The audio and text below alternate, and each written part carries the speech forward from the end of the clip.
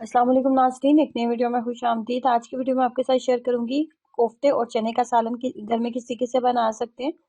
Normally जो हम सालन बनाते हैं उससे थोड़ी हट के आपको रेसिपी लगेगी। तो इसको बनाने के लिए आप बीफ का कीमा इस्तेमाल कर सकते हैं, मटन इस्तेमाल कर सकते हैं। ये कि यहाँ पे मैं बोनलेस चिकन का इस्तेमाल कर रही हूँ।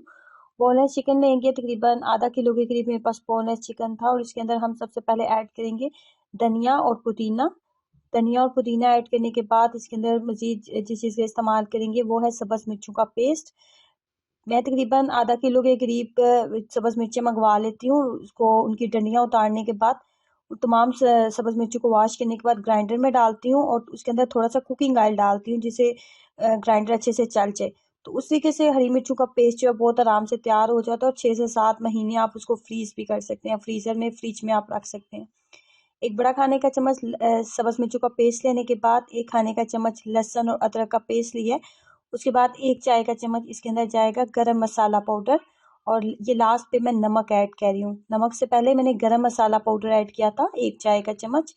तमाम चीज़ों को अच्छे से पीस लेंगे। पीसने के बाद फाइनली ये कुछ इस तरह का हमारे पास रेडी हो जाएगा। चिकन के कोफ्ते आप जब भी बनाएं तो इसकी बाइंडिंग के लिए कुछ भी डालने की ज़रूरत नहीं होती। चिकन का रेशा जो होता है वो बाइंडिंग के लिए बेहतरीन होता है और इसके अंदर कोई आपको ब्रेड वगैरह या कोई भी आपको जो है कॉर्नफ्लोर वगैरह ऐड करने की ज़रूरत नहीं होती। उसके बाद कोफ्तों को हमने करना है फ्राई। पहले 5 से 10 मिनट अच्छे से हमने इनको फ्राई करना है। फ्राई करने के बाद बहुत सिंपल सी रेसिपी, इसमें आपको प्याज और टमाटर के साथ ग्रेवी बनाने की ज़रूरत नहीं है।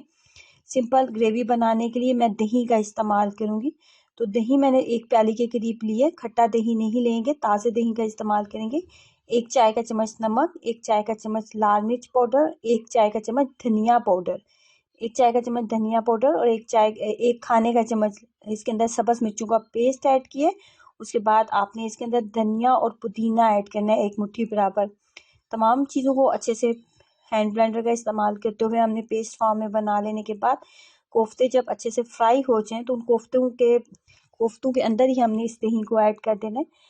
और यहाँ पे मेरे पास एक प्याली के करीब सफ़ेद चने हैं जिनको मैंने पहले ही अच्छे से कुक करके रख लिया था। तो फुल बॉयल मैंने कर लिया हुआ है। वो चने भी यहाँ पे हम इसके अंदर ही ऐड कर देंगे।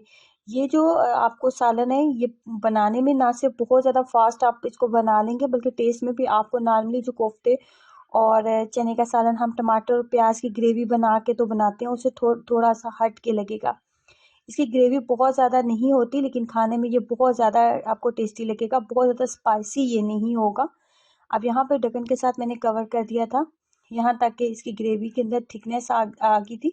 कुकिंग ऑयल अगर आपको एक्स्ट्रा लगे तो आप निकाल दें। और फाइनली इस तरीके से आप कोफ्ते और चने का सालन घर में तैयार कर सकते हैं। तो ट्राई करें और अपना एक्सपीरियंस शेयर कीजिएगा। वीडियो को लाइक करना और चैनल को सब्सक्राइब करना मत भूलें। अल्लाह हाफिज़।